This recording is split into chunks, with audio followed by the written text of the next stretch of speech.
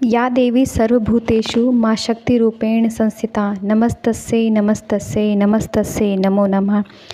नवरात्रि के बहुत ही पावन दिन चल रहे हैं।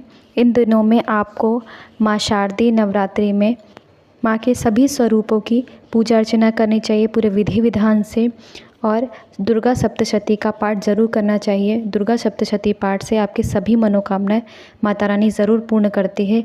तो चलिए दुर्गा सप्तशती का पाठ शुरू करते हैं। महर्षि मार्कंडेय बोले, सूर्य के पुत्र स्वर्णम की उत्पत्ति की कथा विस्तार पूर्वक कहता हूँ। सुनो, सावर्ण महामाया की कृपा से जिस प्रकार मनम के स्वामी हुए उसका हाल भी सुनो। पहले स्वच्छ नामक एक राज्य था। वह राज्य को वहाँ के राजा और वहाँ के प्रजा यानी कि राजा जो थे वह प्रजा को पुत्र के समान प्रेम करते थे। तो भी कोला विध्वंस राजा उनके शत्रु बन गए थे। दुष्टों को दंड देने वाले राजा शरद की उनके साथ लड़ाई हुई। कोला विध्वंस हो की संख्या कम होने पर भी राजा सूरत युद्ध में उनसे हार गए। तब वह अपने नगर में आ गए। केवल अपने देश के राजा ही उनके पास रह गए। वह उसी देश के राजा होकर राज्य करने लगे, किंतु उनके शत्रुओं ने वहां पर आक्रमण कर दिया। राजा को बलहीन देखकर उसके दुष्ट मंत्रियों ने राजा के सेना और खजाना को अपने अधिकार में कर लिया। राजा सूरत अपने राज्य अधिकार को हारकर शिकार खेलने के बहाने घोड़े पर सवार होकर वहां से भयंकर वन की ओर निकल गए। उन्होंने महर्षि मेघा का आश्रम देखा। वहाँ महर्षि अपने शिष्यों मुनियों के साथ सुशोभित रहे थे। वहाँ पर अपने हिंसक जीव परम शांति में पड़े रहते थे। राजा सूरत ने महर्षि मेघा को प्रणाम किया और महर्षि ने भी उनका उचित सत्कार किया। राजा सूरत महर्षि के आश्रम में कुछ समय तक ठहरे। अपने नगर की ममता के आकर्षण में राजा अपने मन में सोचने लगे कि पूर्व में पूर्वजों ने जिस नगर का पालन किया था वह आज मेरे हाथ से निकल गया। मेरे दुष्ट एवं दुरात्म मंत्री मेरे नगर की अब धर्म की रक्षा कर रहे होंगे या नहीं कर रहे होंगे, ऐसा राजा सोचने लगे। यानी कि उसे अपने नगर की चिंता होने लगी।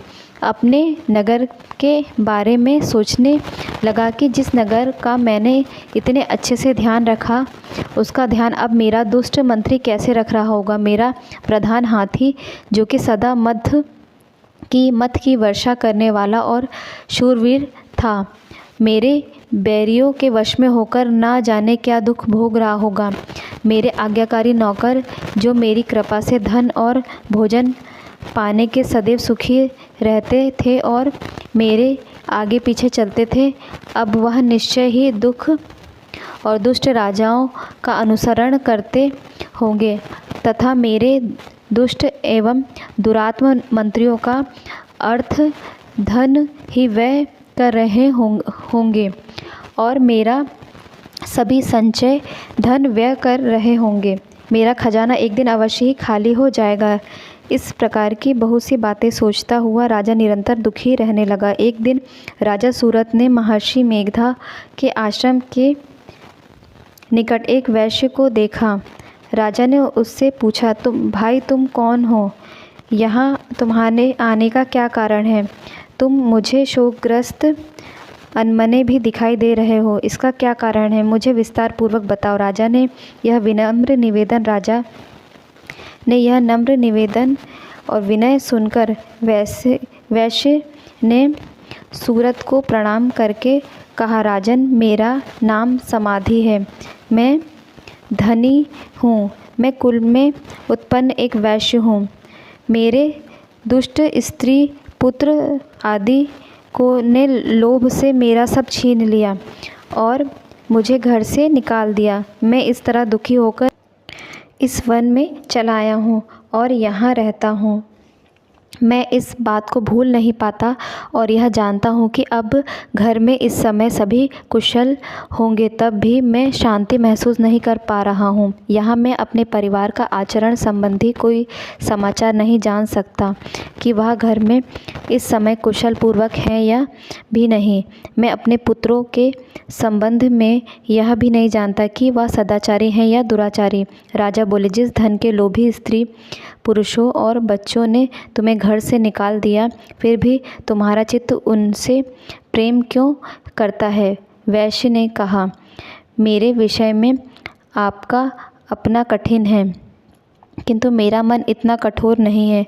यद्यपि उन्होंने धन के लोभ में पड़कर पितृ स्नेह को त्याग कर मुझे घर से बाहर निकाल दिया, तो भी मैं मेरे मन में से उनके लिए कठोरता नहीं ला पा रहा हूँ। हे महानय ने, मेरा मन फिर भी उनकी तरफ फंसा हुआ है।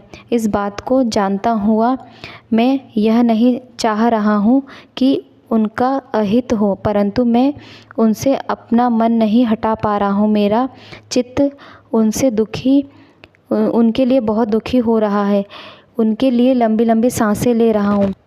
उन लोगों के प्रेम मेरे मन में नहीं है, लेकिन फिर भी पता नहीं क्यों मेरा मन वहीं जा रहा है। मेरा हृदय कठोर क्यों नहीं हो रहा? इस पर महर्षि मार्कंडेय जी ने कहा, हे ब्राह्मण, आपके पश्चात महाराजा सूरत और वैश्य दोनों महर्षि मेधा के समीप गए और उनके साथ यथा योग्य न्याय संभाषण करके दोनों ने वार्ता प्रारंभ की। राजा बोले, हे भगवान, मैं आपसे एक बात पूछना चाहता हूँ, सो आप कृपा कर मुझे सुनाइए। मेरा मन अधीन नहीं है, इससे मैं बहुत दुखी हूँ। राज्य, धन आदि की चिंता अभी तक मुझ में बनी हुई है। मेरी यह ममता ज्ञानियों की तरह बढ़ती जा रही है।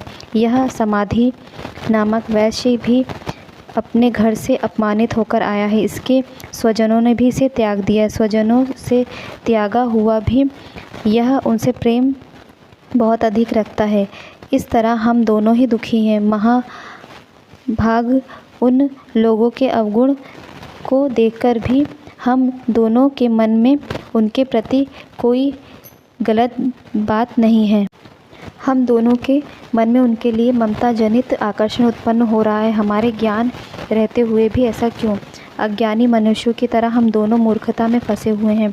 तब महर्षि मेधा ने कहा, विषम मार्ग का ज्ञान जब जंतुओं को है, सबों के लिए पृथक पृथक होते हैं। कुछ प्राणी दिन में नहीं देखते, कुछ रात में नहीं देखते, परंतु कुछ ऐसे जीव भी होते हैं जो दिन रात दोनों में देख सकते हैं।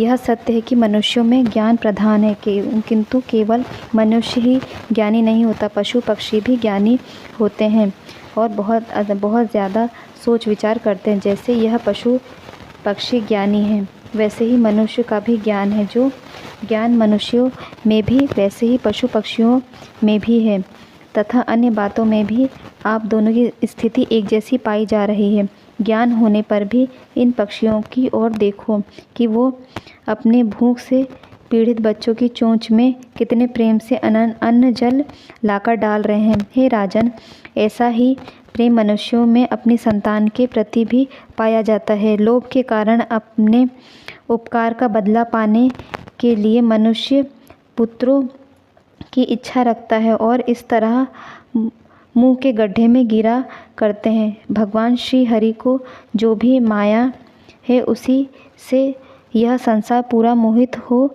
रहा है। इसमें आश्चर्य की बात नहीं है, क्योंकि यह भगवान विष्णु की युग निद्रा है। यह माया ही है जिसके कारण संसार मोह में जकड़ा हुआ है। यही महामाया भगवती देवी ज्ञानियों के चित्त में बलपूर्वक खींचकर मोह में डाल देती है और उसी के द्वारा संपूर्ण जगत की उत्पत्ति होती है। और यह भगवती देवी प्रसन्न होकर मनुष्य को मुक्ति प्रदान करती है। यही संसार के बंधन का कारण है तथा संपूर्ण ईश्वर की भी स्वामिनी है। हे महाराज, सूरत ने पूछा, भगवान, यह देवी कौन सी हैं? आपको अपने आप को यह महामाया कहती हैं। हे ब्राह्मण, यह कैसे उत्पन्न हुई? क्या कार्य है? इसके चरित्र कौन कौन से हैं। प्रभु उसका प्रभाव जैसा हो वैसा स्वरूप, यह सभी कृपा कर मुझसे कहिए, मैं आपसे सुनना चाहता हूँ। महर्षि बोले, हे राजन, वह देवी तो नित्य स्वरूपा है, उसके द्वारा यह संसार रचा गया है, तब भी उसकी उत्पत्ति अनेक प्रकार से होती है। वह सब आप मुझसे सुनो। वह देवताओं का कार्य सिद्ध करने के लिए प्रकट होती है, उस समय वह उत्पन्न कहलाती है। संसार को जलमय करके भगवान विष्णु योग निद्रा का आश्रय लेकर शेष सहा पर सो रहे थे। तब मधु कटक नाम के 2 असुर उनके कानों में और उनके कानों के मैल से प्रकट हुए और वह ब्रह्मा जी को मारने के लिए तैयार हो गए। ब्रह्मा जी ने उन दोनों की ओर आते हुए देखा। यह भी देखा कि भगवान विष्णु योग निद्रा का आश्रय लेकर सो रहे हैं, तो वह उस समय भी भगवान को जगाने के लिए उनके नेत्रों में निवास करने वाली योग निद्रा की स्तुति करने लगे। श्री ब्रह्मा जी ने कहा, हे देवी, तुम स्वाहा, तुम ही स्वधा और तुम ही वसत का हो। स्वर भी तुम्हारा है, स्वरूप भी तुम्हारा है, तुम ही जीवन देने वाले शुद्धा हो। नित्य प्राण में आकर उपकार महाकार, इन तीनों में माताओं के रूप में तुम स्थित हो। इसके अतिरिक्त जो विंध पद धर्म अर्थ मात्र है, उसका भी विशेष रूप से उच्चारण नहीं किया जा सकता है। देवी, वह भी तुम ही हो। देवी, हे देवी, संध्या, सावित्री, परम जननी तुम ही हो। तुम इस विश्व को धारण करने वाली हो। तुमने ही इस जगत की रचना की है, तुम ही इस जगत का पालन करने वाली हो, तुम ही कल्प के अंत में सबको भक्षण करने वाली हो। हे देवी, जगत की उत्पत्ति के समय तुम सृष्टि रूपा हो, पालन कार्य में स्थित रूपा हो, कल्प के अंत में संहार रूप धारण कर लेती हो। तुम ही महाविद्या, महामाया, महामेध, महारात्रि, मोहरात्रि हो, श्री ईश्वरी हो और बोध स्वरूपा बुद्धि भी तुम ही हो। लज्जा, पुष्टि, तुष्टि, शांति और क्षमा भी तुम ही हो। तुम खड़ग धारणी, तुम शूल धारण, घोर रूपा तथा गदा, चक्र, शंख और मनुष्य को धारण करने और धनुष को धारण करने वाली देवी तुम ही तो हो। वाणवी, सुंडी और परद भी यह तुम्हारे अस्त्र हैं। तुम सौम्य और सौम्यतर हो। यही नहीं बल्कि जितना भी सौम्य तथा सुंदर वस्तुएं इस संसार में हैं, उन सब से बढ़कर सुंदर तुम हो।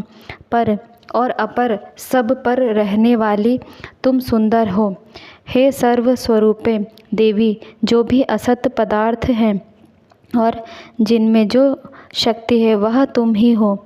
ऐसी अवस्था में भला तुम्हारी स्तुति कौन कर सकता। तुम्हारी स्तुति करने के लिए देवता भी समर्थ नहीं है। इस संसार में सृष्टि का पालन संहार करने वाले जो भगवान हैं, उनको तुमने योग निद्रा के वशीभूत कर लिया है। तुम्हारी स्तुति कौन कर सकता है। मुझे भगवान विष्णु तथा शंकर को शरीर में धारण करने वाले तुम ही तो हो। तुम स्तुति करने की शक्ति और तुम्हारी स्तुति करने की शक्ति किस में है। हे देवी, तुम तो अपने उन उदर भावों के कारण ही प्रशंसनीय हो। मधुर कटप जो भयंकर असुर हैं, इन्हें मोह में डाल दो और श्री हरि भगवान विष्णु जी को जल्दी जगा दो। इनमें इनको मार डालने की बुद्धि उत्पन्न कर दो।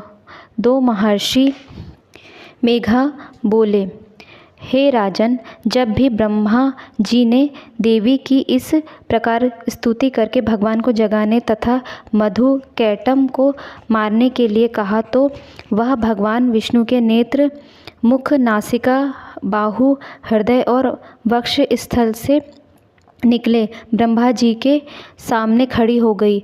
उनका ऐसा कहना था कि भगवान श्री हरि तुरंत जाग उठे और दोनों असुरों को देख, जो अत्यंत बलवान और पराक्रमी थे, ब्रह्मा जी का वध करने के लिए तैयार थे, तब क्रुद्ध होकर उन दोनों दुरात्माओं असुरों ने भगवान श्री हरि को पूरे 5000 वर्ष तक उनसे लड़े रहे।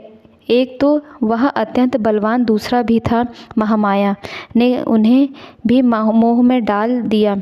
अंत वह श्री भगवान से कहने लगे, हम दोनों ने तुम्हारी वीरता से अत्यंत प्रसन्न हैं, तुम हमसे कोई वर मांगो। भगवान ने कहा, यदि तुम मुझ पर प्रसन्न हो तो तुम मेरे हाथों से मर जाओ, बस इतना ही मैं वर मांगता हूँ, यहाँ दूसरे वर से क्या प्रयोजन है। महर्षि मेधा बोले, इस तरह से जब वह मैं आ गया और अपने चारों ओर जल ही जल देखा तो भगवान श्री हरि से कहने लगा, जहाँ जल ना हो, सूखी जमीन हो, उसी जगह हमारा वध कीजिए। महर्षि मेधा कहते हैं, तथास्तु। भगवान श्री हरि ने उन दोनों को अपनी जांघ पर लिटा कर उन दोनों के सिर काट डाले। इस तरह से यह देवी ब्रह्मा जी की स्तुति करने पर प्रकट हुई। अब तुम में उनका वर्णन जो यह प्रभाव था मैंने कहा, आगे हम विशेष सुनेंगे। बोलो माता रानी की जय।